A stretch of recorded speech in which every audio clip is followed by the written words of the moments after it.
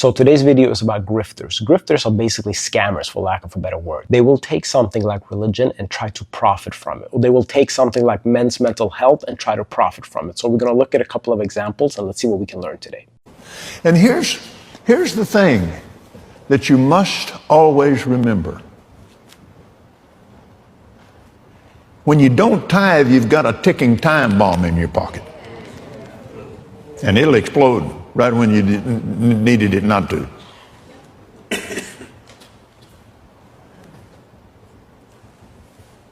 Why would anyone not want to tithe? Have you figured out by now God doesn't need your money? He's doing very well. But the reason he insists on it is so that he has the opportunity to enter into our affairs and then turn around and bless us and spend it all back on us. All right, Johnson family, you guys take it easy. Have a great Sunday. Oh, hi, Mark.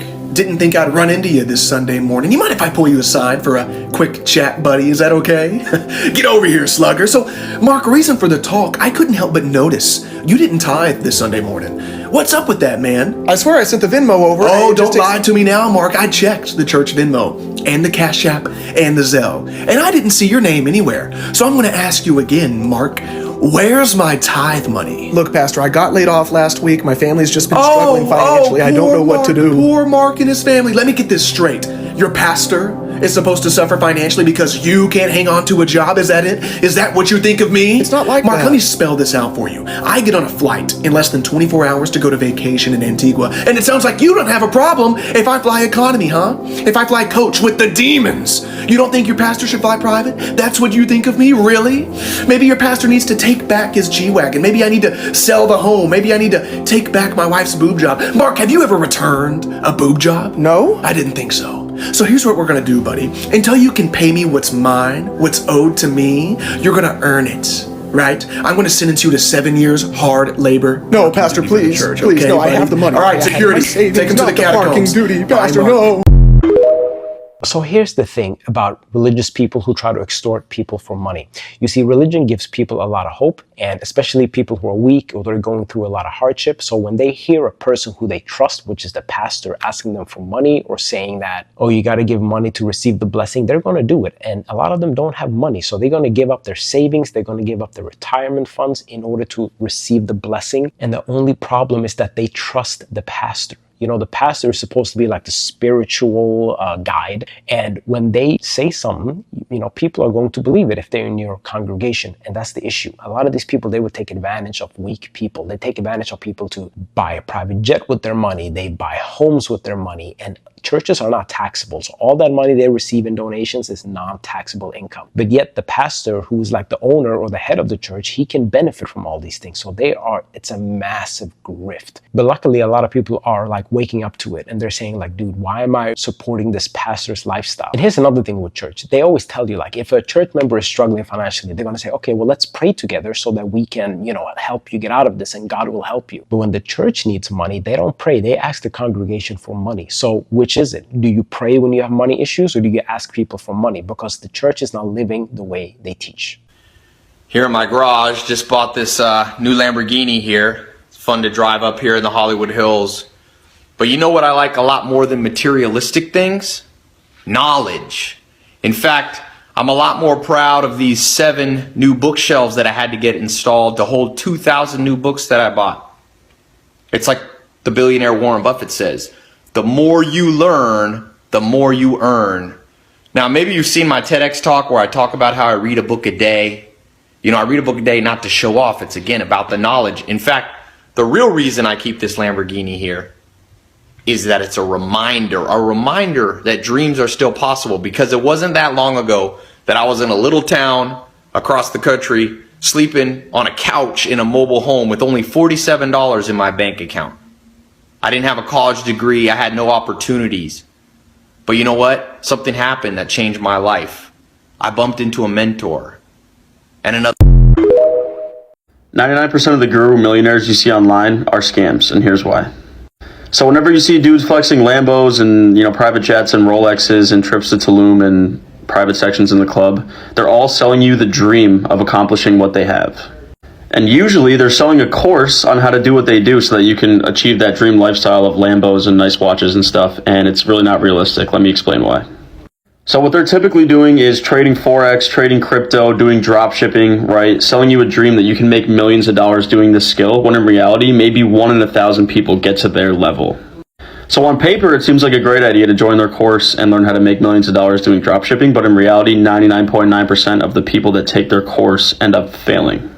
Instead, look for courses that, can teach you how to make 5 to 8K a month doing marketing or sales, right? Making 100K a year is a lot more realistic than making millions a year trading Forex and driving Lambos and stuff. So go for the realistic promises when you're buying a course. Word of advice, remember, anybody selling you a course on social media is not successful. They are only successful because you're buying their course, okay? I promise you that no truly successful person that is in a niche industry or knows how to make money in a way that you don't know how to make money is going to teach you that method so that you could become their competition, okay? It's common sense, okay? If I have a business idea or I'm in a niche industry where I'm killing it and I'm making a ton of money, I'm keeping that as secret as possible. I'm not telling anybody about it because I don't want anyone to know about it. I don't want to create competition for myself. I want to take as much money out of that industry as I possibly can, silently and as fast as I can before anybody else finds out about it.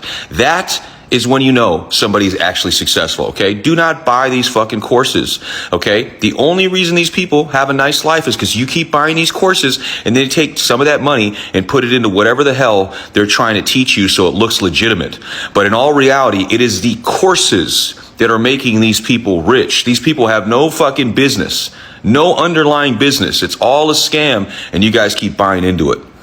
Course sellers have been around for years. I remember when I was in college and I saw this Tai Lopez video. It is like the most famous course video ever. He rented those cars and the mansion in Hollywood Hills. So basically what he's saying is that, listen, I have a Lambo and I have an expensive house. If you want to be rich like me, buy my course and I will actually teach you how to become rich. And it worked. I never bought a course, but it worked. I mean, it made sense because we never seen anything like it. Like, oh my God, I can't believe he's going to teach me. And the course, they're not that detailed. There's always a lot of fluff like, oh, just believe in yourself, work hard, do research. It's like things you can figure out on your own. But also lately, because there's so many people who are selling courses, the question you need to ask yourself is, listen, multimillionaires, Bill Gates, Jeff Bezos, are they telling you like, I'm going to teach you how to become rich? No, they won't. That's not how it works. They might go on a podcast or an interview and talk about it, but they're not going to sell you a course. People who sell course 99% of the times are scammers. That doesn't mean every single course seller is a scammer, but most of them are, and the courses are not even good. Like if you want to sell a course and it's a really good course, go for it. But don't sell a course with a bunch of fluff in it. You know what I mean? Just ask yourself the question, a person who really was successful like that, would they sell me a course on how to become successful like them?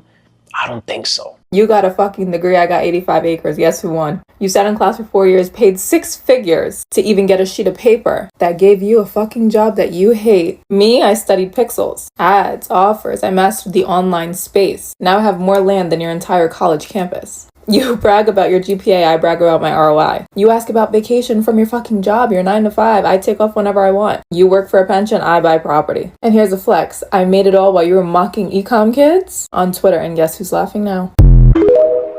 And if you look at this girl's TikTok, I mean, of course she got a link in her bio, because that's all she does. In every single video, she's not even showing her properties. She's just sitting in a room talking about how much money she has, how much properties, this and that, but all she's selling is a course. Like, can you at least give me a link to one of your properties? I'm telling you, a little bit of discernment goes a long way. I'm so tired of these people going on TikTok talking about what they have. And if you read her comments, there's so many people who believe her. It's because people need hope. They need something. So there's a lot of people who are struggling and they just like, this person seems sincere. I have to get out of my situation. So they really want to believe her. Just look at her comments and you see for yourself. Derek Jackson recorded sex tapes with other women and got his ex-wife to study the tapes in order for her to please him. I remember not too long ago, he was the go-to guy for women's motivation. He was the women's dating coach, the women's savior. He was popping on YouTube. He was known for giving women a lot of good a lot of good game. He was preaching all that you a queen, you deserve to be a queen, and was preaching all that faithful shit. I'm not gonna lie, this brother was wickedly brilliant with his game. A lot of women took a liking to him because he was speaking to their soul. He knew exactly what he was doing, and a lot of them vulnerable females fell in love with his message. And then ones that fell in love with his message, he was banging them out on the low. But to show your wife sex tapes that you got with other girls just so she can study it, I'm not even gonna lie, that's grimy. She was that trash in bed that you had to be like, baby, look, come here, look, you see how she, you see how she do that right there?